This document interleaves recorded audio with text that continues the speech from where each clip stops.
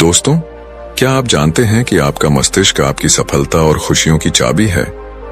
अगर हमारा दिमाग मजबूत है तो हम बड़े से बड़े फैसले आसानी से ले सकते हैं और हर मुश्किल का डटकर सामना कर सकते हैं। लेकिन जब समस्याएं हमें घेर लेती हैं तो कई बार हम खुद से हार मान लेते हैं। ऐसे में अगर आप जानना चाहते हैं कि मानसिक रूप से मजबूत कैसे बना जा सकता है और मुसीबतों को कैसे हराया जा सकता है, तो इस वीडियो को अंत तक जरूर देखें। आज हम आपको 8 ऐसे अनमोल नियम बताएंगे जो आपकी सोच और आपके जीवन को पूरी तरह बदल सकते हैं। तो दोस्तों, हमें लाइक और सब्सक्राइब करके आप हमें अपना आशीर्वाद दें ताकि हम और भी अच्छा ज्ञान दे सकें। दोस्तों, हमारा मस्तिष्क तभी बेहतर काम करता है जब इसे सही तरीके से इस्तेमाल करें। यह हमारे जीवन के हर छोटे बड़े फैसले, मुश्किल हालातों और बदलावों का आधार है। मानसिक रूप से मजबूत होना बेहद जरूरी है क्योंकि जिंदगी में हर पल अच्छा नहीं होता। कभी कभी हम ऐसी कठिन परिस्थितियों में फंस जाते हैं जो हमें कमजोर और हताश महसूस कराती हैं। लेकिन जो लोग मानसिक रूप से मजबूत होते हैं वे हर मुश्किल से निकलने का रास्ता खोज लेते हैं। आज की इस वीडियो में हम इसी पर चर्चा करेंगे। कैसे आप मानसिक मजबूती हासिल कर सकते हैं और अपने कठिन समय से बाहर आ सकते हैं। एक बार एक बौद्ध गुरु अपने शिष्यों को मस्तिष्क की ताकत के बारे में सीख दे रहे थे। उन्होंने समझाया कि इंसान के विचार कभी अच्छे होते हैं तो कभी बुरे। अच्छे विचार इंसान को सकारात्मक दिशा में ले जाते हैं, जबकि बुरे विचार पतन का कारण बनते हैं। उसी समय राजवंत नाम का एक शिष्य खड़ा हुआ और गुरु से पूछा, गुरुवर, क्या कोई ऐसा तरीका है जिससे हम अपने मस्तिष्क को और अधिक मजबूत और शक्तिशाली बना सकें? अगर आप भी इस सवाल का जवाब जानना चाहते हैं तो इस वीडियो को अंत तक देखें। गुरु बोले, हाँ, मैं अवश्य बताऊंगा कि खुद को मानसिक रूप से मजबूत कैसे बनाया जा सकता है। लेकिन उससे पहले मैं तुम्हें कुछ महत्वपूर्ण बातें मस्तिष्क और मन के बारे में समझाना चाहता हूं। इन बातों को ध्यानपूर्वक सुनो, तभी तुम समझ पाओगे कि मानसिक शक्ति को कैसे विकसित किया जा सकता है। गुरु ने कहा, जब भी हम कोई बात सोचते हैं तो सबसे पहले वह विचार हमारे मस्तिष्क में जन्म लेते हैं। उसके बाद उसी विचार के अनुसार हमारा पूरा शरीर प्रतिक्रिया करता है। उदाहरण के लिए, अगर आप दुखद बातें सोचते हैं तो आप महसूस करेंगे कि आपका शरीर धीरे धीरे कमजोर और सुस्त होने लगता है। आपकी ऊर्जा कम होने लगती है। लेकिन इसके विपरीत, जब आप प्रेरणादायक और उत्साहजनक बातें सोचते हैं तो आपके अंदर असीमित ऊर्जा का प्रवाह होने लगता है। आप न केवल ऊर्जावान महसूस करते हैं बल्कि आपके चेहरे और शरीर की हर हरकत में यह झलकने लगता है। गुरु ने आगे कहा, जब आप खुश होते हैं तो आपके शरीर में अद्भुत ऊर्जा का संचार होता है। ऐसा लगता है मानो आपका पूरा अस्तित्व खिल उठा हो। इसका कारण यह है कि आपने अपने मस्तिष्क में सकारात्मक और जोश भरे विचारों को जन्म दिया। शरीर तो वही रहता है, लेकिन विचारों के अनुसार उसकी स्थिति बदलती है। दुखी मन शरीर को निढाल बना देता है, जबकि उत्साह से भरे विचार आपके शरीर को नई ताकत और ऊर्जा प्रदान करते हैं। यही कारण है कि हमारा शरीर पूरी तरह से हमारे मस्तिष्क में उत्पन्न हो रहे विचारों पर निर्भर करता है। गुरु बोले, अब तक की मेरी बातों को समझकर तुम्हें यह जरूर महसूस हुआ होगा कि हमारा मन और मस्तिष्क कितना प्रभावशाली है। अब मैं तुम्हें यह बताने जा रहा हूं कि मानसिक रूप से मजबूत कैसे बना जा सकता है। मैं तुम्हें 8 ऐसे तरीके सिखाऊंगा जिन पर यदि तुम अमल करोगे और उन्हें अपने विचारों का हिस्सा बना लोगे तो तुम्हारा शरीर भी उसी दिशा में काम करने लगेगा। जैसा मैंने पहले समझाया था, जब आप दुखी होते हैं तो आपका शरीर कमजोर और ऊर्जा रहित हो जाता है। लेकिन जब आप खुश होते हैं तो आपके शरीर में ऊर्जा का प्रवाह शुरू हो जाता है। इसका अर्थ यह है कि यदि तुम इन 8 तरीकों को अपनाओगे और अपने विचारों में उतारोगे तो तुम्हारा मस्तिष्क और शरीर पूरी तरह से मजबूत और ऊर्जा से भर जाएगा। और जब तुम मानसिक रूप से मजबूत बन जाओगे तो किसी भी मुश्किल हालात का सामना आसानी से कर सकोगे। फिर गुरु ने कहा, शिष्यों, मानसिक रूप से मजबूत बनने का पहला नियम है, जो बीत गया है उसकी चिंता करना छोड़ दो। गुरु ने सभी से पूछा, मुझे यह बताओ, सूर्य किस दिशा से उगता है? सभी शिष्यों ने एक स्वर में उत्तर दिया, गुरुवर, सूर्य पूर्व दिशा से उगता है। तब गुरु ने कहा, यदि मैं कहूं कि सूर्य पश्चिम दिशा से उगने लगेगा तो क्या यह संभव है? शिष्य बोले, बिल्कुल नहीं गुरुवर, सूर्य तो पूर्व से ही उगेगा, हम उसकी दिशा को बदल नहीं सकते। गुरु ने आगे कहा, अब मान लो बारिश का मौसम है, यदि मैं यह कहूं कि बारिश तुरंत बंद हो जाए तो क्या ऐसा हो जाएगा? शिष्यों ने उत्तर दिया, नहीं गुरुवर, बारिश तो मौसम के बदलाव के कारण ही बंद होगी, हमारे कहने से इसे रोका नहीं जा सकता। तब गुरु मुस्कुराते हुए बोले, यही तो पहली सीख है, जो चीजें तुम्हारे नियंत्रण से बाहर हैं उनकी चिंता करना छोड़ दो। तुम्हारा समय और ऊर्जा केवल उन बातों पर लगनी चाहिए जिन्हें तुम बदल सकते हो। गुरु ने कहा, मान लो मैं कहूं कि ठंड के मौसम में गर्मी पड़ने लगे तो क्या यह संभव है? शिष्यों ने उत्तर दिया, गुरुवर, ऐसा कभी नहीं हो सकता। ठंड के मौसम में गर्मी और गर्मी के मौसम में ठंड होना प्रकृति के नियमों के खिलाफ है। यह सब तो प्रकृति पर निर्भर करता है जो हमारे नियंत्रण में नहीं है। गुरु मुस्कुराते हुए बोले, तुम लोग बिल्कुल सही कह रहे हो। ठीक इसी तरह जो चीजें हमारे नियंत्रण में नहीं हैं या जो घटनाएं बीत चुकी हैं उनके बारे में बार बार सोचकर परेशान होने का कोई मतलब नहीं। क्या बीती हुई घटनाओं को हम बदल सकते हैं? शिष्यों ने एक साथ कहा, नहीं गुरुवर। गुरु ने आगे समझाया, अगर तुम उन बीती बातों को लेकर चिंता करते रहोगे तो इससे केवल तुम्हारी ऊर्जा खत्म होगी और तुम परेशान होते जाओगे। इसलिए जो कुछ भी तुम्हारी जिंदगी में घट चुका है उसे भूलने की कोशिश करो। इसका सबसे अच्छा तरीका यह है कि तुम अपने आने वाले भविष्य पर ध्यान केंद्रित करो। वर्तमान में जो हो सकता है उसी पर अपनी ऊर्जा लगाओ। गुरु ने फिर कहा, मानसिक रूप से मजबूत बनने का दूसरा नियम है ध्यान करने की आदत डालना। गुरु ने शिष्यों को गौतम बुद्ध का उदाहरण देते हुए कहा, जब भगवान गौतम बुद्ध सत्य की खोज में निकले तो उन्होंने कई तरीके आजमाए, उन्होंने कई तरह के कर्मकांड किए, लेकिन इससे उन्हें कुछ भी हासिल नहीं हुआ। उनका शरीर कमजोर और दुबला पतला हो गया, पर सत्य को पाने में वे असफल रहे। उनके गुरुओं ने उन्हें कई उपाय बताए, लेकिन कोई भी उपाय सफल नहीं हुआ। अंततः उन्होंने ध्यान की गहराइयों में उतरने का फैसला किया। जब वे ध्यान में लीन हुए तो धीरे धीरे उन्हें अपनी खोज का उत्तर मिलने लगा। गुरु ने आगे कहा, ध्यान के माध्यम से गौतम बुद्ध ने अपने सभी विचारों पर विजय प्राप्त की। उन्होंने अपनी हर भावना पर नियंत्रण पाया, पाप के मार्ग को हराया और काम वासना पर भी विजय पाई। यह सब ध्यान की गहरी अवस्था में संभव हुआ। कई दिनों तक ध्यान की अवस्था में रहने से उनका मन और मस्तिष्क पूरी तरह शांत हो गया। इसी शांत मस्तिष्क ने उन्हें सत्य के मार्ग पर आगे बढ़ने में मदद की। गुरु ने कहा, ध्यान करने से हमारा मन स्थिर और शांत हो जाता है। जब हम किसी चीज पर ध्यान केंद्रित करते हैं तो हमारे विचार स्पष्ट होते हैं और हम सही दिशा में आगे बढ़ पाते हैं। इसलिए ध्यान को अपनी दिनचर्या का हिस्सा बनाओ। गुरु ने कहा, जब हम ध्यान करते हैं तो हमारा पूरा ध्यान उसी एक चीज पर केंद्रित हो जाता है। हमारा दिमाग इधर उधर नहीं भटकता और हम हर चीज को स्पष्टता के साथ समझने लगते हैं। ध्यान ही वह तरीका है जो न केवल हमारे मस्तिष्क को शांत करता है बल्कि इसे मजबूत भी बनाता है। गुरु ने बौद्ध भिक्षुओं का उदाहरण देते हुए कहा, बौद्ध भिक्षु हमेशा ध्यान की प्रक्रिया पर जोर देते हैं। वे कई घंटे ध्यान में बैठे रहते हैं, जिससे उनका मन और मस्तिष्क पूरी तरह शांत रहता है। जब मन शांत होता है तो विचार भी स्पष्ट होते हैं। एक शांत मन ही सही निर्णय लेने और समस्याओं का समाधान करने में सक्षम होता है।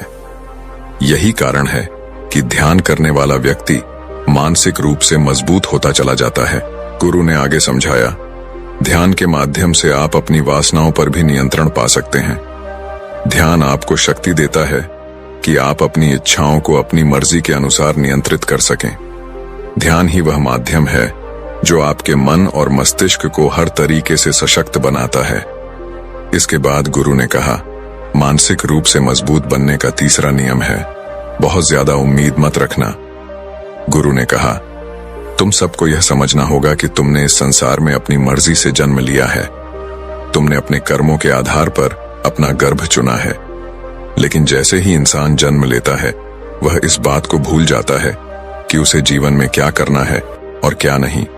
वह संसार की मोह माया में उलझ जाता है और अपनी असली पहचान खो देता है।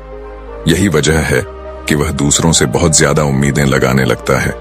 गुरु ने समझाया, जितनी ज्यादा उम्मीदें किसी व्यक्ति या वस्तु से रखोगे उतना ही अधिक दुख तुम्हें उन्हीं से मिलेगा।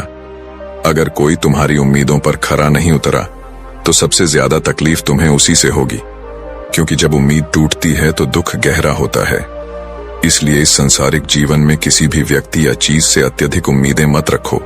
यही तुम्हारे मानसिक शांति और मजबूती का आधार होगा। तभी एक शिष्य खड़ा होकर पूछता है, हे गुरुवर, बिना उम्मीद के जीवन कैसे जिया जा सकता है? हम सभी के मन में कुछ न कुछ लक्ष्य और इच्छाएं होती हैं। हम सबके मन में रहता है कि हमें यह करना है, वह पाना है। क्या उम्मीद और इच्छाएं रखना गलत है? गुरु मुस्कुराए और बोले, इस प्रश्न का उत्तर मैं आगे दूंगा, लेकिन सबसे पहले यह समझो कि उम्मीदों का बोझ तुम्हारे मानसिक और भावनात्मक स्वास्थ्य को कैसे प्रभावित करता है। गुरु ने शिष्यों की बात सुनकर कहा, बिना उम्मीदों के जीवन जीना मुश्किल है, लेकिन सही प्रकार की उम्मीदें ही आपको सफलता की ओर ले जाएंगी। गुरु ने समझाया, कुछ पाने की इच्छा, कुछ बड़ा बनने की लालसा आपके भीतर से आनी चाहिए, न कि किसी और व्यक्ति, वस्तु या परिस्थिति पर आधारित होनी चाहिए। मैं यह कह रहा हूं कि दूसरों से जरूरत से ज्यादा उम्मीदें मत लगाओ। अगर तुम यह सोचो कि तुम्हारा मित्र हमेशा तुम्हारे साथ खड़ा रहेगा या वह हमेशा तुम्हारे लिए वही करेगा जो तुम चाहते हो, तो यह उम्मीदें मोह और दुख का कारण बन जाएंगी। गुरु ने कहा, खुद से उम्मीद रखना सीखो। अगर तुम अपने आप से अपेक्षा रखते हो और वह पूरी नहीं होती तो दुख जरूर होगा, लेकिन वह दुख सीमित होगा। वहीं दूसरों से उम्मीद रखने पर अगर वह पूरी न हो तो गहरा दुख होता है। यही बात माता पिता और बच्चों पर भी लागू होती है। गुरु ने गंभीर स्वर में कहा, कई बार माता पिता अपने अधूरे सपनों का बोझ बच्चों पर डाल देते हैं। वे चाहते हैं कि जो उन्होंने अपने जीवन में नहीं हासिल किया वह उनके बच्चे पूरा करें। बच्चे उनकी उम्मीदों के बोझ तले दब जाते हैं और उनकी स्वतंत्रता छिन जाती है। इसीलिए मैं सभी से कहना चाहता हूं कि अपने सपनों और उम्मीदों का पहाड़ बच्चों पर मत लादो, उन्हें अपनी राह खुद तय करने दो। फिर गुरु ने आगे कहा, मानसिक रूप से मजबूत बनने का चौथा नियम है, पहली बार में असफल होने से डरना मत। गुरु ने समझाया, अगर तुम डर को अपने ऊपर हावी होने दोगे तो असफलता निश्चित होगी। डर तुम्हारे आत्मबल और आत्मविश्वास को कमजोर करता है, और जब आत्मविश्वास डगमगाने लगे तो लक्ष्य तक पहुंचना मुश्किल हो जाता है। गुरु ने एक उदाहरण देते हुए कहा, जीवन में अगर तुम अपने लक्ष्य की ओर बढ़ रहे हो और बार बार यह सोचते हो कि अगर मैं असफल हो गया तो क्या होगा, तो यह विचार तुम्हारे भीतर डर को जन्म देगा और डर से शंकाएं पैदा होती हैं। जब शंकाएं बढ़ेंगी तो तुम्हारा मन अशांत हो जाएगा, रातों की नींद गायब हो जाएगी, बेचैनी बढ़ने लगेगी। यही डर तुम्हें असफलता की ओर धकेल देगा। गुरु ने जोर देकर कहा, इसलिए जब भी अपने लक्ष्य की प्राप्ति के लिए कदम बढ़ाओ तो मन में किसी भी प्रकार की शंका या नकारात्मक विचार मत आने दो। खुद पर भरोसा रखो। अगर एक बार असफल हो जाओ तो फिर से कोशिश करो। असफलता कोई अंत नहीं है, बल्कि यह सफलता का पहला कदम है। गुरु के ये शब्द शिष्यों के मन में गहराई तक उतर गए। उन्होंने मन ही मन ठान लिया कि वे डर को खुद पर हावी नहीं होने देंगे और हर असफलता को सफलता की ओर बढ़ने का अवसर समझेंगे। गुरु ने शिष्यों से कहा, जब भी असफलता का विचार तुम्हारे दिमाग में आएगा तुम और ज्यादा डरने लगोगे। यही डर तुम्हें रोक देगा। इसलिए जब जीवन में अपने लक्ष्य की प्राप्ति के लिए कदम बढ़ाओ तो मन में कोई शंका मत रखो। केवल और केवल अपने काम पर ध्यान केंद्रित करो। जब तुम पूरी लगन और ध्यान से काम करोगे तो डर स्वतः ही खत्म हो जाएगा। गुरु ने आगे समझाया, जब तुम अपने काम में पूरी तरह जुट जाओगे तो तुम्हारा मन लक्ष्य की ओर केंद्रित रहेगा और डर को जगह ही नहीं मिलेगी। एक बार डर खत्म हो गया तो सफलता अवश्य तुम्हारे कदम चूमेगी। इसके बाद गुरु ने कहा, मानसिक रूप से मजबूत बनने का पांचवा नियम है, कभी भी खुद को कोसो मत। गुरु ने गंभीर स्वर में समझाया, जो व्यक्ति जीवन में जितना संघर्ष करता है वह उतना ही मजबूत बनता है, और जो जितना मजबूत बनता है वह उतना ही काबिल हो जाता है। गुरु के ये शब्द शिष्यों के मन में गहराई तक उतर गए। उन्होंने मन ही मन ठान लिया कि वे डर को खुद पर हावी नहीं होने देंगे और हर असफलता को सफलता की ओर बढ़ने का अवसर समझेंगे। गुरु ने शिष्यों से कहा, जब भी असफलता का विचार तुम्हारे दिमाग में आएगा, तुम और ज्यादा डरने लगोगे। यही डर तुम्हें रोक देगा। इसलिए जब जीवन में अपने लक्ष्य की प्राप्ति के लिए कदम बढ़ाओ तो मन में कोई शंका मत रखो। केवल और केवल अपने काम पर ध्यान केंद्रित करो। जब तुम पूरी लगन और ध्यान से काम करोगे तो डर स्वतः ही खत्म हो जाएगा।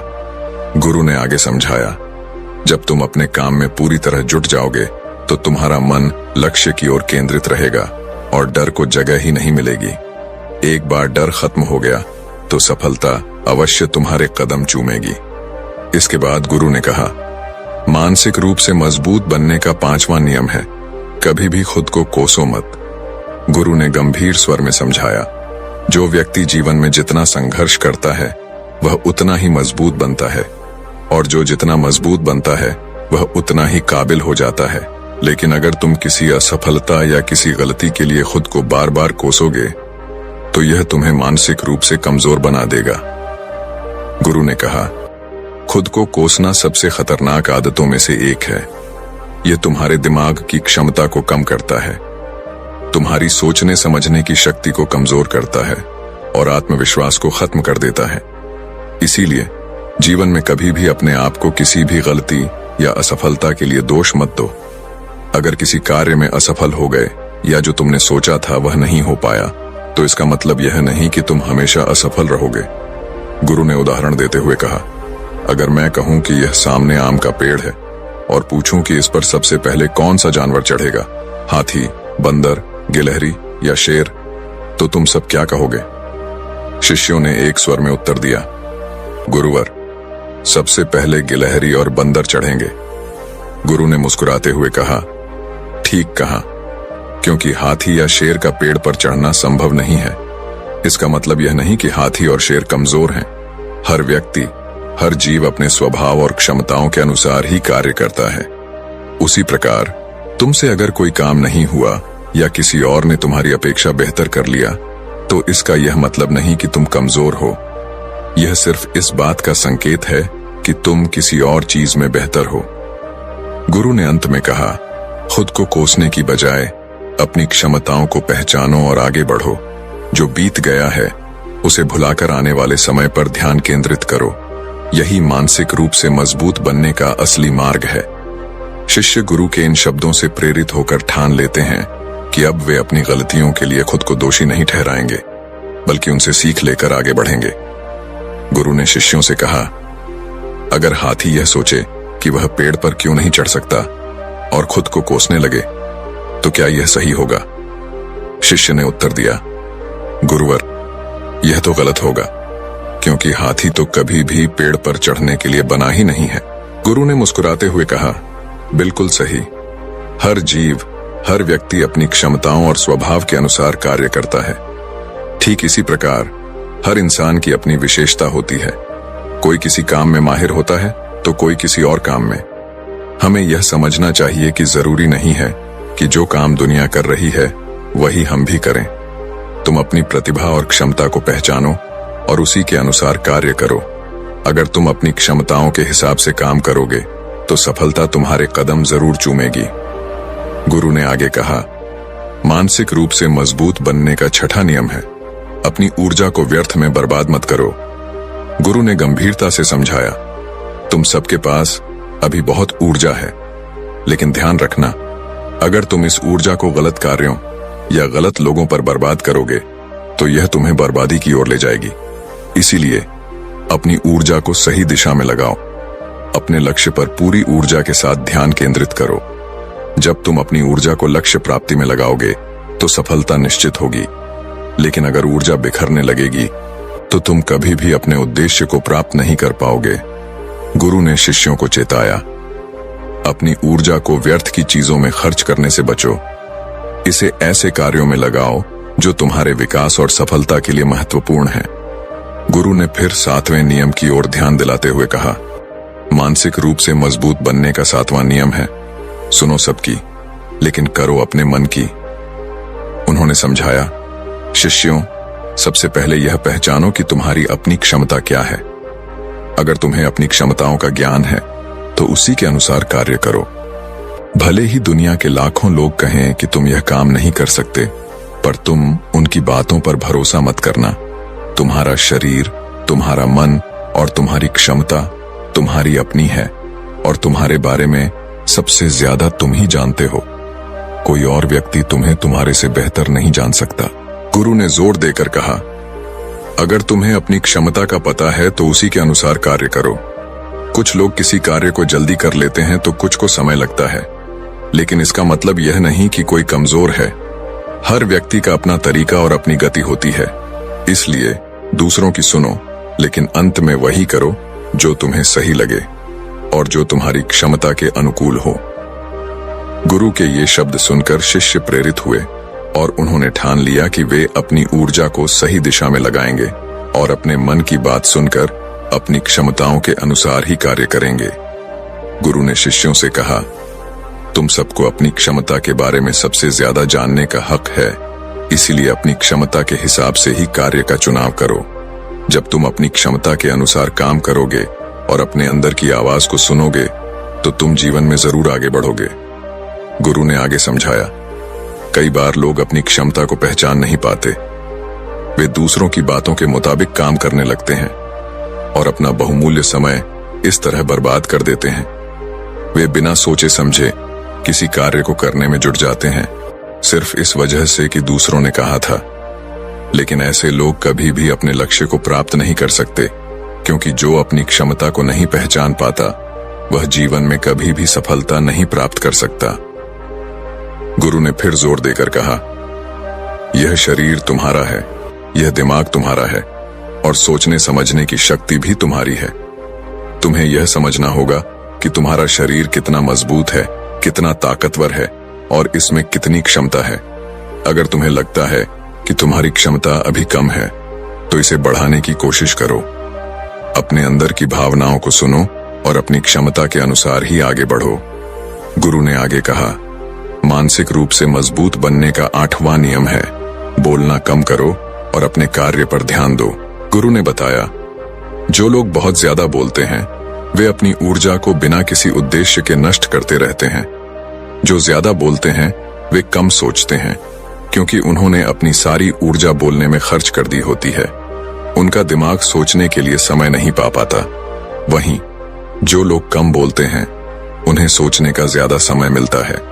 और जब तुम किसी विचार पर या किसी विषय पर अधिक ध्यान दोगे तो तुम सफलता की दिशा में आगे बढ़ोगे, क्योंकि तुम्हारे दिमाग में सही विचार आएंगे जो तुम्हें अपने लक्ष्य को प्राप्त करने में मदद करेंगे।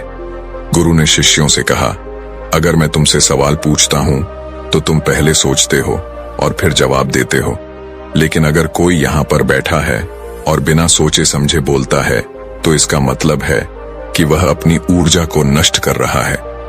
गुरु ने कहा, सोच समझकर बोलो और ज्यादा बोलने से बचो, ताकि तुम्हें अपने कार्य पर ध्यान देने और सफलता की दिशा में आगे बढ़ने का पूरा समय मिले।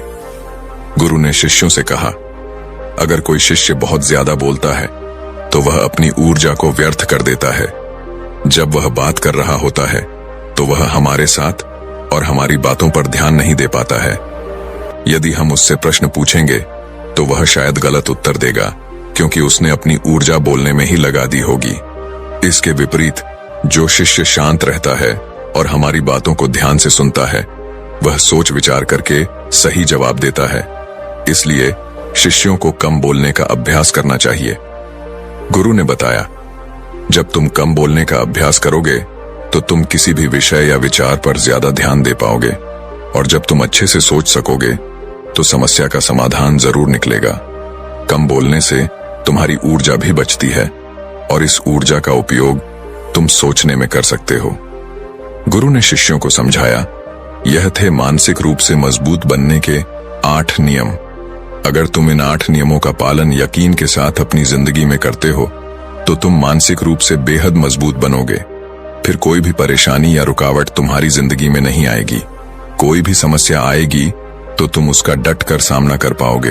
गुरु की बातों को सुनकर सभी शिष्य उनका कोटि कोटि नमन करते हैं और समझ जाते हैं कि ये 8 नियम उनके जीवन में कितने फायदेमंद साबित होंगे।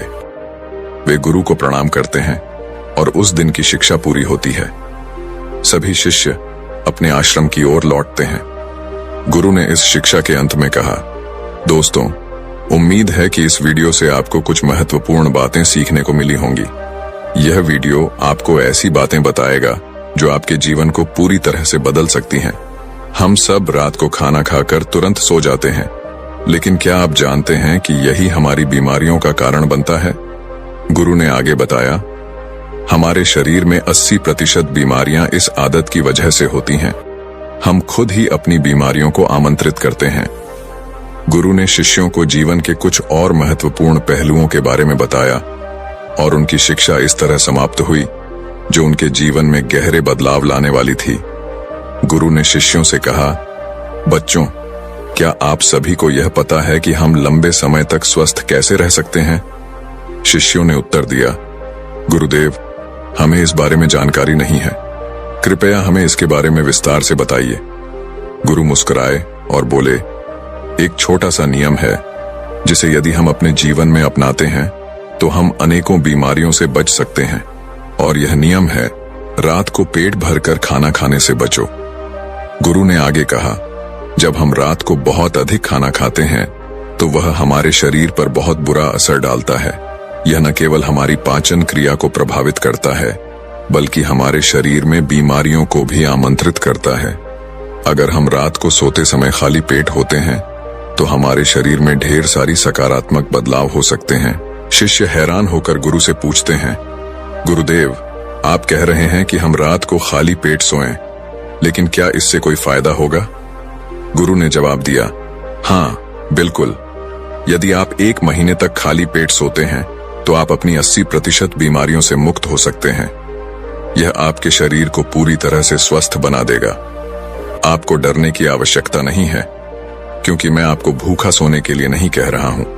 बस इतना ही कि रात को सोने से पहले आपका पेट खाली होना चाहिए। गुरु ने समझाया, जब आप पेट भर कर सोते हैं तो आपका शरीर भोजन को पचाने में व्यस्त रहता है और इस दौरान शरीर में सुधार या रिपेयरिंग की प्रक्रिया नहीं हो पाती। लेकिन अगर आप खाली पेट सोते हैं तो शरीर खुद को रिपेयर करने का काम शुरू कर देता है। यह आपके पाचन तंत्र को आराम देने के साथ साथ आपके शरीर के अन्य हिस्सों में भी सुधार करता है। गुरु ने शिष्यों को और भी विस्तार से समझाया, अगर आप यह नियम 1 महीने तक पालन करेंगे तो आप देखेंगे कि आपकी ऊर्जा स्तर में वृद्धि होगी, आपकी नींद में सुधार होगा और आप खुद को ज्यादा ताजगी महसूस करेंगे। ये छोटे बदलाव आपके जीवन को लंबा और स्वस्थ बना सकते हैं। गुरु की बातें सुनकर शिष्य समझ गए कि यह ज्ञान उनके लिए बहुत महत्वपूर्ण है और वे इसे अपने जीवन में जरूर अपनाएंगे। गुरु ने फिर कहा, दोस्तों, अगर आपने इस वीडियो को अधूरा छोड़ दिया तो आप एक ऐसी जानकारी से वंचित रह जाएंगे जो आपके जीवन को बदल सकती थी। इसलिए इस कहानी को अंत तक जरूर देखिए और हाँ, चैनल को सब्सक्राइब करना न भूलें और वीडियो को लाइक करें। तो आगे बढ़ता है कहानी के कहानी ध्यान से सुनना। गुरु ने शिष्यों से कहा, बच्चों, तुम्हें यह समझना बहुत जरूरी है कि हमारे शरीर में एक प्राण शक्ति होती है जो हमारे सभी कार्यों को संपादित करती है। जब हम भोजन करते हैं तो यह प्राण शक्ति हमारे भोजन को पचाने में लग जाती है, और जब हम किसी मानसिक कार्य में लगे होते हैं तो यह प्राण शक्ति हमारे दिमाग की सक्रियता को बढ़ाती है। गुरु ने आगे कहा, यह प्राण शक्ति हमारे शरीर की ऊर्जा का मुख्य स्रोत है और यदि हम इसे सही तरीके से प्रयोग करते हैं तो यह हमारे शरीर को स्वस्थ और मजबूत बना सकती है। लेकिन अगर हम रात को ज्यादा खाना खाते हैं तो हमारी प्राण शक्ति का अधिकांश भाग भोजन को पचाने में लग जाता है और हमारे शरीर में सुधार या ऊर्जा का पुनर्निर्माण नहीं हो पाता। गुरु ने फिर शिष्यों को बताया, अब तुम सोचो, यदि तुम रात को खाली पेट सोते हो तो तुम्हारी प्राण शक्ति पूरी तरह से स्वतंत्र हो जाती है और यह तुम्हारे शरीर की मरम्मत करने, ऊर्जा को पुनः भरने और तुम्हारी सेहत को बेहतर बनाने का काम करती है। यह शरीर को स्वस्थ रखने के लिए आवश्यक प्रक्रिया है और तुम देखोगे कि तुम धीरे धीरे ताकतवर, ऊर्जावान और युवा महसूस करने लगोगे। गुरु ने यह भी समझाया, यह नियम कठिन नहीं है बच्चों, यह एक साधारण तरीका है जिसे तुम आसानी से अपना सकते हो। तुम्हें बस यह सुनिश्चित करना है कि रात को सोने से पहले तुम्हारा पेट खाली हो। तुम यह नहीं कह सकते कि यह तुम्हारे लिए मुश्किल है, क्योंकि यह एक छोटा सा कदम है जो तुम्हारी पूरी जीवन शैली को बदल सकता है। तभी एक शिष्य ने उत्सुकता से पूछा, गुरुदेव, क्या हम इसे धीरे धीरे शुरू कर सकते हैं? जैसे पहले दिन थोड़ी देर का उपवास रखकर फिर धीरे धीरे इसे आदत बना सकते हैं। गुरु मुस्कुराए और बोले, बिल्कुल, तुम इसे धीरे धीरे कर सकते हो। शुरुआत में अगर तुम्हारे लिए इसे अपनाना थोड़ा मुश्किल हो तो तुम धीरे धीरे शुरू कर सकते हो। पहले दिन तुम थोड़ा सा कम खा सकते हो, फिर अगले दिन और कम, और जल्द ही तुम महसूस करोगे कि तुम्हारा शरीर और मन इस आदत को अपनाने के लिए तैयार हो चुका है। गुरु ने फिर कहा, यह नियम एक तरह से तुम्हारे शरीर के लिए एक उपहार है। जब तुम अपनी प्राण शक्ति को भोजन पचाने में खर्च नहीं करते तो यह तुम्हारे शरीर को स्वस्थ, सक्रिय और युवा बनाए रखता है। इसलिए बच्चों, इस नियम का पालन करो और देखो कि कैसे तुम अपनी जीवन शक्ति को बढ़ा सकते हो और अपने शरीर को बीमारियों से बचा सकते हो। शिष्यों ने गुरु की बातों को ध्यान से सुना और वे समझ गए कि यह छोटा सा नियम उनके जीवन को बदल सकता है। वे सभी गुरु के प्रति आभारी थे और संकल्प लिया कि वे इस नियम का पालन करेंगे। गुरु ने फिर कहा, दोस्तों, अगर तुम इस नियम को अपनाते हो तो यह तुम्हारी जीवन शैली को पूरी तरह से बदल सकता है और तुम्हें यह जानकर खुशी होगी कि यह तुम्हारे शरीर को स्वस्थ रखने के लिए बहुत लाभकारी है। गुरु ने शिष्यों को समझाया, बच्चों, तुम्हें यह समझना बहुत जरूरी है कि प्राण शक्ति एक समय में केवल एक ही कार्य कर सकती है। जब हम भोजन करते हैं तो प्राण शक्ति भोजन को पचाने के लिए पूरी तरह से लग जाती है। यदि आप भोजन करने के तुरंत बाद गहरी सोच में डूब जाते हो तो इससे पाचन तंत्र पर नकारात्मक प्रभाव पड़ सकता है। प्राण शक्ति जो भोजन को पचाने का काम कर रही थी, अब गहरे विचारों पर खर्च हो जाती है, जिससे पाचन सही से नहीं हो पाता। गुरु ने फिर कहा, अगर आप भोजन करने के बाद शारीरिक परिश्रम करते हो, जैसे तेज तेज चलना या दौड़ना, तो भी यही समस्या हो सकती है। प्राण शक्ति जो पहले भोजन को पचाने में व्यस्त थी, अब शारीरिक कार्यों पर लग जाती है। यह पाचन क्रिया को कमजोर कर सकता है और शरीर को उचित ऊर्जा प्राप्त नहीं होती। इसलिए भोजन के बाद तेज गति से चलने या शारीरिक गतिविधियों से बचना चाहिए। गुरु ने आगे बताया, इसीलिए बच्चों, भोजन के बाद धीरे धीरे टहलना चाहिए ताकि पाचन क्रिया को प्रभावित न किया जाए और प्राण शक्ति का सही उपयोग हो।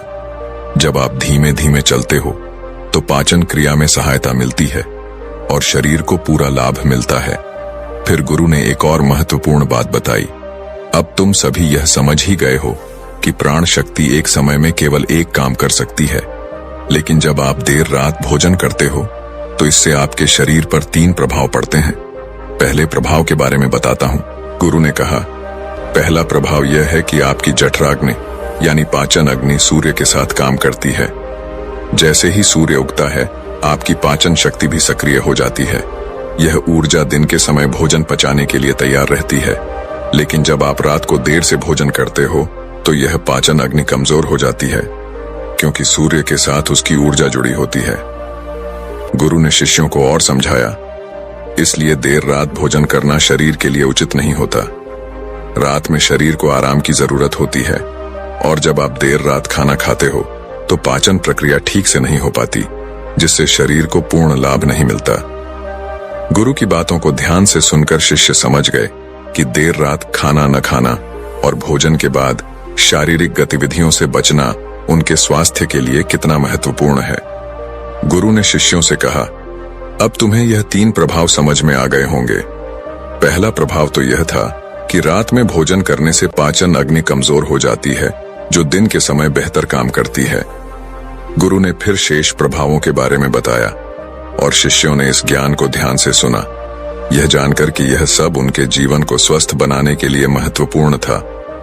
गुरु ने शिष्यों को समझाया, अगर आप सूर्यास्त के बाद भोजन करते हैं तो आपकी जठराग्नि मंद हो जाती है और उस समय भोजन को पचाना बहुत कठिन हो जाता है। यदि आप सूर्यास्त से पहले भोजन करते हो तो जठराग्नि ठीक से कार्य करती है और भोजन का सही तरीके से पाचन होता है। जब आप सूर्यास्त के बाद खाते हो तो वह भोजन पचने में समय लेता है और शरीर में लंबे समय तक रुका रहता है, जिससे उसमें सड़न पैदा होने लगती है। यह सड़न विष बनकर आपके शरीर के लिए हानिकारक हो जाती है। गुरु ने कहा, इसलिए यदि आप सूर्यास्त से पहले हल्का भोजन करें तो यह आपके शरीर के लिए बहुत लाभकारी रहेगा और पाचन प्रक्रिया सही से काम करेगी। फिर गुरु ने तीसरे प्रभाव के बारे में बताया। जब आप भोजन करने के तुरंत बाद सोने चले जाते हो तो प्राण शक्ति जो आपके शरीर की मरम्मत में मदद करती है, वह भोजन को पचाने में पूरी तरह से व्यस्त हो जाती है। इससे शरीर में मरम्मत की प्रक्रिया रुक जाती है। गुरु ने कहा, आपकी प्राण शक्ति एक समय में एक ही कार्य कर सकती है। जब आप तुरंत सोने चले जाते हो तो प्राण शक्ति पाचन में लग जाती है और शरीर की मरम्मत नहीं हो पाती है। लंबे समय तक ऐसा होने पर शरीर में कई बीमारियां उत्पन्न हो सकती हैं। गुरु ने शिष्यों से कहा, आपको यह समझना है कि भोजन के बाद सोने से बचना चाहिए ताकि शरीर में मरम्मत की प्रक्रिया जारी रह सके। यही कारण है कि जब आप सोने से पहले खाना खाते हो तो प्राण शक्ति भोजन को पचाने में व्यस्त हो जाती है और शरीर को ठीक से आराम और मरम्मत नहीं मिल पाती। फिर गुरु ने एक और महत्वपूर्ण प्रभाव बताया। तीसरा प्रभाव यह है कि जब आप भोजन करके तुरंत सो जाते हो तो दिमाग और शरीर के बीच विरोधाभास पैदा हो जाता है। दिमाग चाहता है कि उसे नींद मिले, लेकिन पाचन तंत्र सक्रिय रहता है और उसे काम करने के लिए समय चाहिए। इस स्थिति में नींद गहरी नहीं हो पाती है और शरीर को आराम नहीं मिलता। गुरु ने कहा, इसका परिणाम यह होता है कि आप भले ही 7 घंटे या 8 घंटे सोते हो, लेकिन सुबह उठने में कठिनाई होती है। आप दिन भर थका हुआ महसूस करते हो और ऊर्जा की कमी महसूस करते हो। यह सब इस कारण होता है कि नींद गहरी नहीं हो पाती है और शरीर को पूरा आराम नहीं मिलता है। गुरु ने शिष्यों से कहा, तो बच्चों, यह सब प्रभाव हमारे शरीर पर होते हैं जब हम भोजन के तुरंत बाद सोने जाते हैं। इसलिए आपको यह समझना चाहिए कि भोजन करने के बाद थोड़ा समय जागते रहना चाहिए ताकि पाचन प्रक्रिया पूरी हो सके और शरीर को पूरी नींद और आराम मिल सके। गुरु ने शिष्यों से कहा, जब आप भोजन करते हैं और फिर सोने जाते हैं तो आपकी प्राण शक्ति पाचन पर पूरी तरह से केंद्रित हो जाती है। इस कारण शरीर की मरम्मत का कार्य नहीं हो पाता। पूरी रात प्राण शक्ति भोजन को पचाने में लगी रहती है और जब आप सुबह उठते हैं तो आप फिर से कुछ खाते हैं। इससे आपकी प्राण शक्ति बार बार पाचन कार्य में ही लगी रहती है और शरीर के अन्य महत्वपूर्ण कार्य मंद पड़ जाते हैं। यह स्थिति शरीर के लिए हानिकारक है। गुरु ने फिर बताया, अगर आप सूर्यास्त के बाद भारी भोजन करते हैं तो इससे आपकी पाचन प्रणाली बिगड़ जाती है।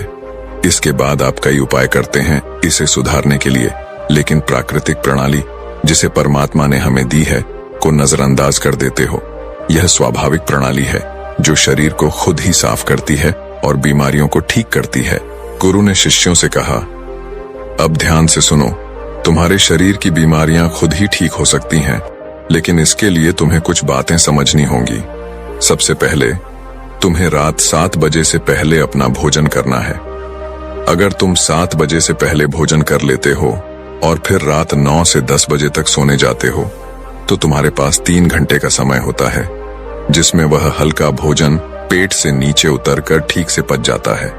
गुरु ने समझाया, यदि तुम 7 बजे भोजन करते हो तो लगभग 10 बजे तक आधा भोजन पच जाता है और जो बचा हुआ होता है वह रात 1 बजे तक पूरी तरह से पच जाता है। उसके बाद रात 1 बजे के बाद प्राण शक्ति शरीर की मरम्मत के कार्य में लग जाती है और वह हीलिंग प्रक्रिया शुरू हो जाती है। फिर गुरु ने एक और महत्वपूर्ण बात बताई। प्राण शक्ति को ठीक से काम करने के लिए आपको 2 तरीकों से भूखा रहना पड़ता है। मैं तुम्हें उपवास करने के लिए नहीं कह रहा हूं, क्योंकि उपवास हर किसी के लिए संभव नहीं होता। मैं तुम्हें अर्ध उपवास या प्रातःकालीन उपवास करने की सलाह दे रहा हूं। इस उपवास में आपको 16 घंटे का उपवास रखना होता है। यह उपवास शरीर को पूरी तरह से साफ करने और मरम्मत करने का समय देता है। गुरु ने बताया कि अर्ध उपवास की शुरुआत आप इस प्रकार कर सकते हैं। गुरु ने शिष्यों से कहा, तुम्हें रात 7 बजे भोजन करना चाहिए और फिर अगले दिन सुबह 7-8 बजे भोजन करना चाहिए। जब तुम 7 बजे भोजन करते हो तो वह भोजन रात 1 बजे तक पच जाता है और उसके बाद तुम्हारे शरीर के पास लगभग 6 घंटे होते हैं जिनमें प्राण शक्ति शरीर की मरम्मत का कार्य करती है। यदि तुम यह नियम अपनाते हो तो तुम्हारे शरीर को इसका बड़ा फायदा मिलेगा। गुरु ने आगे कहा, अगर तुम रात 9 या 10 बजे भोजन करते हो तो तुम्हें इस नियम को बदलकर 7 बजे भोजन करना शुरू कर देना चाहिए। यह एक छोटा सा नियम है, लेकिन यह तुम्हारे जीवन में बड़ा बदलाव ला सकता है। पहले अपने शरीर की स्वाभाविक प्रणाली को ठीक करो, फिर बाकी चीजों का ध्यान रखना। गुरु ने शिष्यों को बताया, अगर तुम इस नियम से और भी ज्यादा लाभ लेना चाहते हो तो तुम शाम को 7 बजे भोजन कर सकते हो और फिर सुबह 11 बजे भोजन करो। इस प्रकार तुम्हारे शरीर को 16 घंटे का समय मिलेगा जिसमें वह भोजन को पचाने के बाद रिपेयरिंग का काम शुरू कर देगा।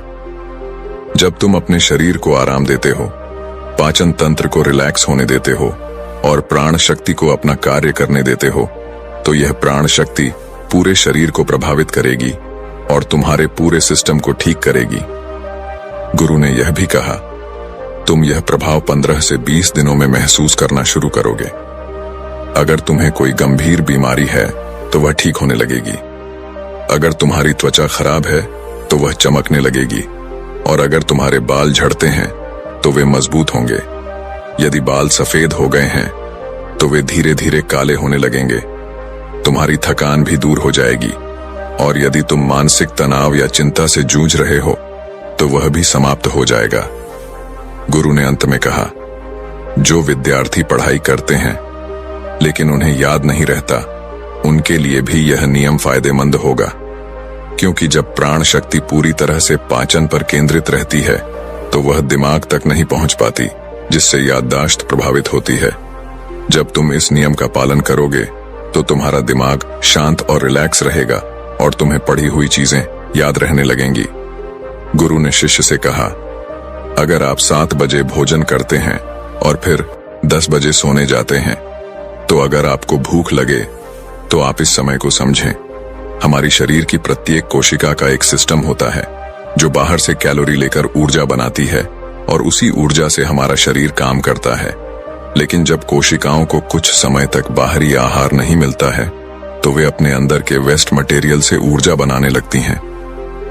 गुरु ने आगे समझाया, इस स्थिति में कोशिकाएं अपने अंदर जो भी वेस्ट मटेरियल पड़ा रहता है, जैसे कि गलत तरीके से जमा हुआ प्रोटीन या बैक्टीरिया, उसे अवशोषित करके ऊर्जा का निर्माण शुरू कर देती हैं। इसे ऑन्टोफैगी या ओनंटोफिजिक कहते हैं और इस प्रक्रिया में कोशिकाओं की सफाई होती है। गुरु ने शिष्य को बताया, जो कोशिकाओं के अंदर एक संरचना होती है उसे लाइसोसोम कहा जाता है और इस लाइसोसोम में कुछ एंजाइम होते हैं। ये एंजाइम कोशिका के अंदर के वेस्ट मटेरियल का पाचन करके उसे ऊर्जा में बदल देते हैं। इस प्रकार जब कोशिकाएं बाहर से ऊर्जा प्राप्त नहीं करती तो वे अपने अंदर के वेस्ट मटेरियल को इकट्ठा करके उसे उपयोगी ऊर्जा में बदल देती हैं। गुरु ने इसे विस्तार से समझाते हुए कहा, यह प्रक्रिया हमारे शरीर की डिटॉक्स प्रणाली को सक्रिय करती है। जब आप समय समय पर भोजन नहीं करते और अपने शरीर को आराम देने का अवसर देते हैं तो यह प्रक्रिया खुद ही शुरू हो जाती है। इससे शरीर की सफाई होती है और कोशिकाएं अपनी कार्यक्षमता को सुधारने लगती हैं। यह नियम न केवल पाचन को संतुलित करता है बल्कि शरीर के अंदर की सफाई और सुधार को भी बढ़ावा देता है। गुरु ने शिष्य से कहा, यह डिटॉक्स प्रणाली आप कुछ खाकर या किसी औषधि से नहीं शुरू कर सकते हैं। यह केवल तब शुरू हो सकती है जब आप समय समय पर आहार से बचते हैं। दिन भर का पूर्ण उपवास सभी के लिए संभव नहीं होता, लेकिन अगर आप 16 घंटे का नियम अपनाते हैं, जैसे कि शाम को 7 बजे भोजन करके अगले दिन 7 बजे या अगर संभव हो तो 11 बजे भोजन करते हैं, तो आपको कोई कठिनाई नहीं होगी। इस समय में आप अधिकतर सोते रहते हैं और बाकी समय में अपने दिनचर्या में व्यस्त रहते हैं, जिससे आपको भूख का एहसास नहीं होता। गुरु ने आगे समझाया, यदि खाने के बाद भी भूख लगे तो आप नारियल पानी ले सकते हैं, क्योंकि यह आपकी डिटॉक्स प्रक्रिया में कोई बाधा नहीं डालता। इसके साथ आप एक और उपाय कर सकते हैं, जिससे आपकी भूख पर भी प्रभाव पड़ेगा और आपकी डिटॉक्स प्रक्रिया भी बेहतर हो सकेगी। फिर गुरु ने शिष्य से कहा, अब तुम्हारे मन में एक और सवाल उठ रहा होगा। जब हम बुद्धिमान व्यक्तियों और गुरुदेव की बातें सुनते हैं तो वे कहते हैं कि संसार जीवन मोह और माया से भरा हुआ है। हमारे रिश्ते, धन, इच्छाएं, यह सब माया का खेल है। जीवन का असली लक्ष्य तो मोक्ष है, मुक्ति है। हमें आध्यात्मिक जीवन की ओर बढ़ना चाहिए। गुरु ने मुस्कुराते हुए कहा, जब तुम यह सुनते हो तो तुम्हारे मन में यह प्रश्न उठता है, क्या हमारा संसार जीवन जीना व्यर्थ है? क्या हमें केवल आध्यात्मिक जीवन जीना चाहिए?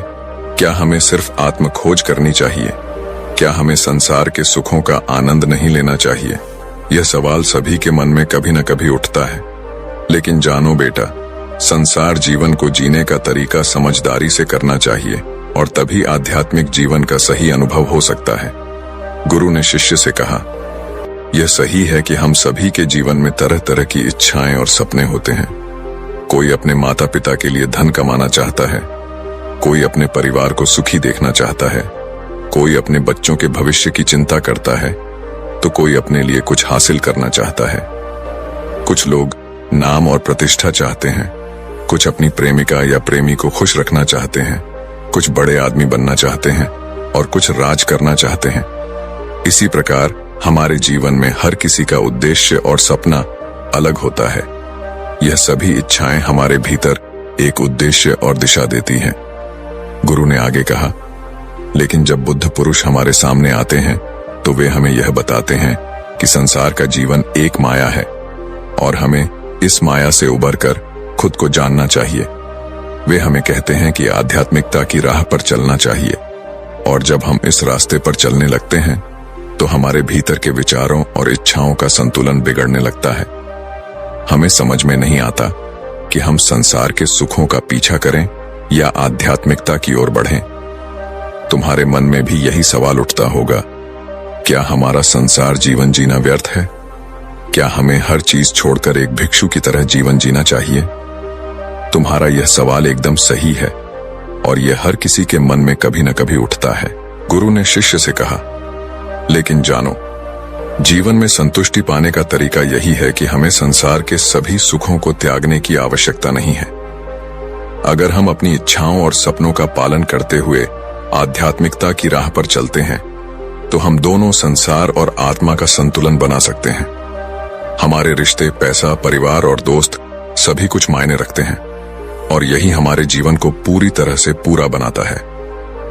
गुरु ने शिष्य से कहा, देखो, तुम उनके शब्दों को सही से समझ नहीं पा रहे हो। वे जो कहते हैं उसका मतलब कुछ और होता है और हम उसे अपने जीवन से जोड़कर कुछ और ही समझ लेते हैं। महात्मा बुद्ध ने कभी यह नहीं कहा कि हमें गरीबी पसंद करनी चाहिए या आर्थिक रूप से पिछड़े रहना चाहिए। उन्होंने यह कहा था कि आध्यात्मिक मार्ग पर चलने के लिए हमें आर्थिक रूप से सक्षम होना चाहिए। यह महत्वपूर्ण है कि हमारे पास संसाधन हो ताकि हम आत्मा की खोज में आगे बढ़ सकें। जब तक आप गरीब होते हैं और आपके पास आर्थिक साधन नहीं होते, तब तक आप अपनी आध्यात्मिक यात्रा पर ध्यान नहीं दे सकते। लेकिन वहीं दूसरी तरफ, जब आप अत्यधिक संपन्न हो जाते हैं और धन के पीछे दौड़ते रहते हैं, तो वही संपन्नता आपकी आध्यात्मिक यात्रा में रुकावट बन सकती है। गुरु ने शिष्य से कहा, महात्मा बुद्ध और अन्य महापुरुषों ने अपनी बातें बहुत ही सरल और सीधी भाषा में कही हैं, लेकिन हम अक्सर उन शब्दों का गलत अर्थ निकालते हैं। हम उनकी बातों को अपनी रोजमर्रा की जिंदगी से जोड़ने की कोशिश करते हैं, जो बिल्कुल गलत है। वे लोग जो जीवन में कुछ बड़ा हासिल करने के लिए काम करते हैं, उनके लिए अपने शब्दों का सही अर्थ समझना बहुत जरूरी है। यह बात कुछ इसी तरह है कि हम उनकी बातों को समझते नहीं हैं और उनका गलत अर्थ निकालकर उसे अपने जीवन में उतारते हैं। इससे हम अक्सर अपने जीवन को पूरी तरह से बर्बाद कर लेते हैं। गुरु ने एक कहानी सुनाते हुए आगे कहा, एक बार की बात है, महात्मा बुद्ध अपने नगरवासियों को उपदेश दे रहे थे। वह कह रहे थे, संसार के माया जाल में मत फंसो, संसार से ऊपर उठो, तभी तुम संसार को सही ढंग से समझ पाओगे। वे कह रहे थे कि जो व्यक्ति समय पर अच्छे कर्म नहीं करता और बुरे कामों में लिप्त हो जाता है, वह संसार के जाल में फंस जाता है। लेकिन जो व्यक्ति बुद्धिमानी से काम करता है और अपने कर्मों को सही दिशा में लगाता है, वह जीवन में संतुष्टि और शांति पा सकता है। उस व्यापारी का मन भारी हो गया। उसने सोचा, क्या मैं सचमुच महात्मा बुद्ध की बातों को समझ पाया था? क्या मेरी भलाई के लिए उनका उपदेश सही था? क्या मैं केवल उनकी बातों में आकर अपने जीवन और परिवार को बर्बाद कर रहा हूं? वह यह सोचते सोचते अपने अतीत के बारे में सोचने लगा, जब उसका व्यापार सफल था और उसका परिवार खुशहाल था। वह समझने लगा कि महात्मा बुद्ध की बातों का असल अर्थ क्या था। उसे अब यह महसूस होने लगा कि आध्यात्मिक जीवन का मार्ग अपने कर्मों को सही दिशा में लगाना है, न कि दुनियादारी से पूरी तरह से भाग जाना। उसके सामने अब यह प्रश्न था कि क्या वह फिर से अपने जीवन को संवार सकता था और अपने परिवार के लिए कुछ कर सकता था। उसने फिर अपने व्यापार को फिर से शुरू करने की ठानी, लेकिन इस बार वह एक नया दृष्टिकोण अपनाने वाला था। वह अब सिर्फ अपनी सफलता के लिए नहीं, बल्कि अपने परिवार और समाज के भले के लिए काम करना चाहता था।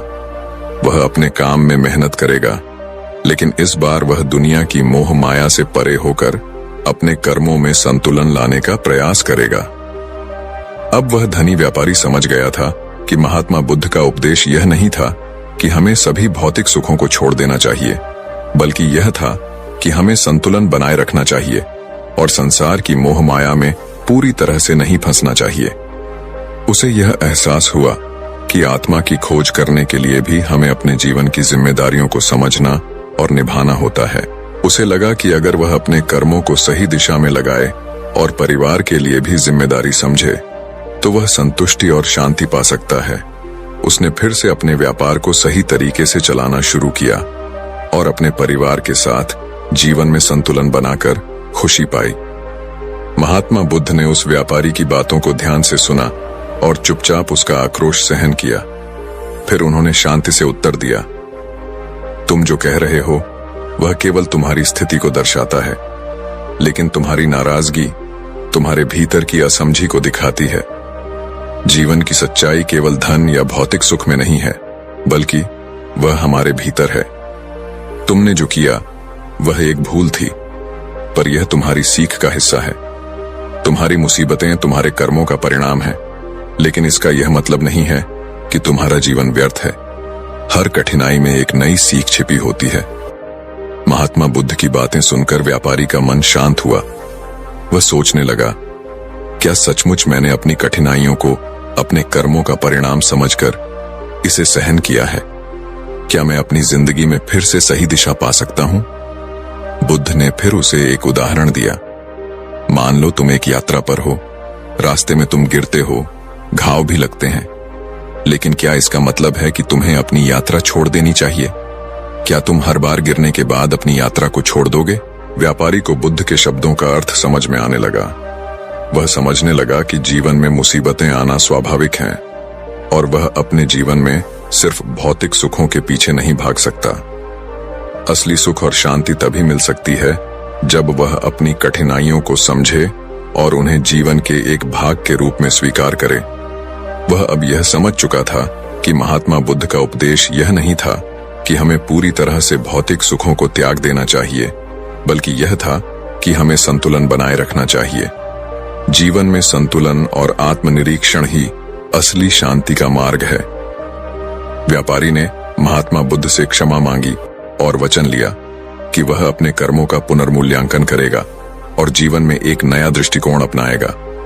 उसने फिर से अपने परिवार के लिए काम करना शुरू किया, लेकिन अब वह संतुलन और समर्पण के साथ काम करता था, न कि केवल अपने भौतिक सुख के लिए।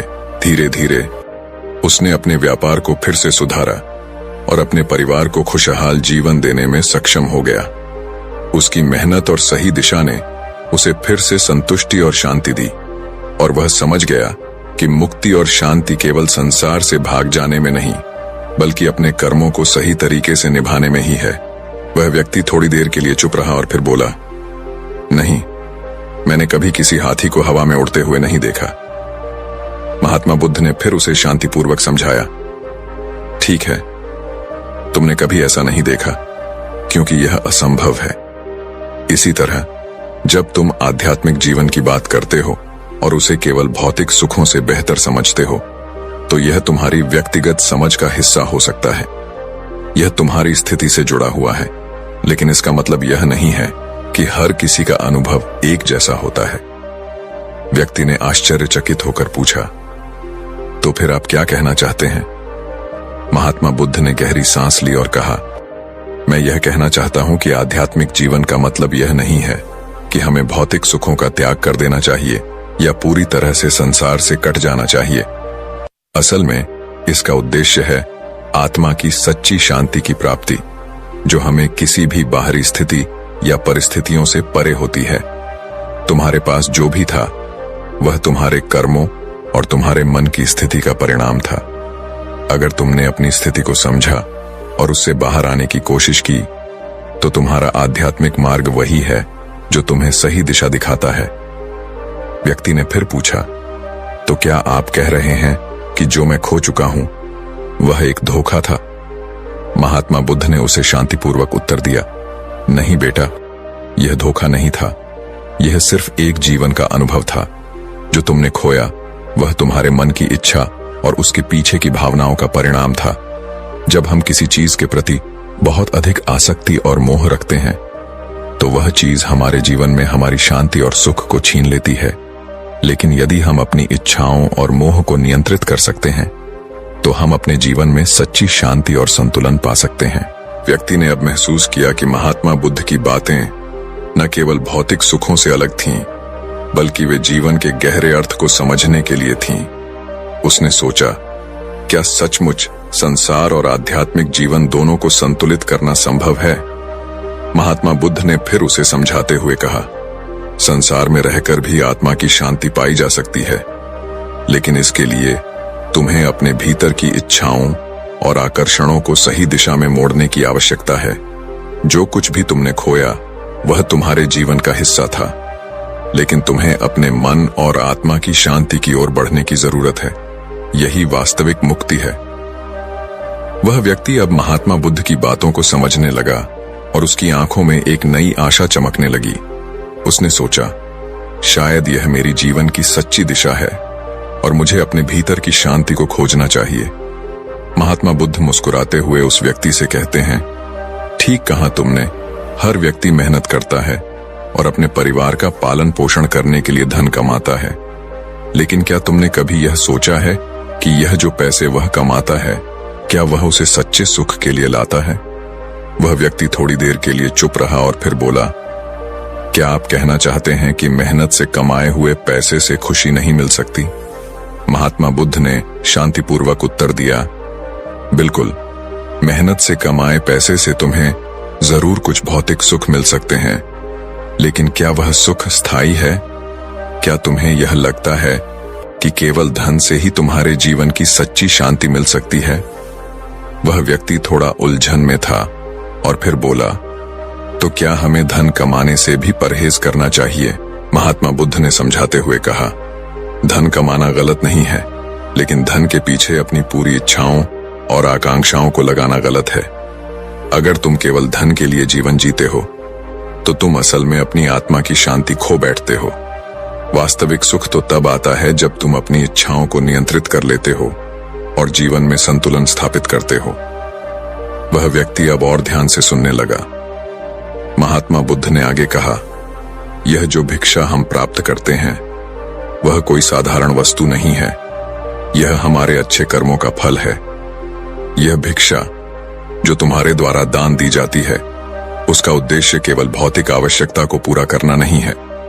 इसका उद्देश्य है आत्मा को शांति और संतुष्टि देना, जो तुम भौतिक चीजों से प्राप्त नहीं कर सकते। वह व्यक्ति अब समझने लगा और गहरे विचारों में खो गया। महात्मा बुद्ध ने फिर कहा, तुम अपने कर्मों को देखकर ही यह समझ पाओगे कि जीवन में असली सुख और शांति किसमें है। जो चीजें तुम खो चुके हो वे केवल भौतिक रूप से तुम्हारी इच्छाओं से जुड़ी थीं, लेकिन असली शांति और संतोष तो आत्मा की उन्नति में है।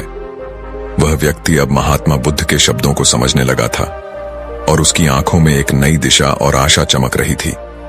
उसने मन ही मन निर्णय लिया कि अब वह अपने जीवन में संतुलन लाएगा और भौतिक और आध्यात्मिक दोनों पहलुओं को सही तरीके से समझेगा।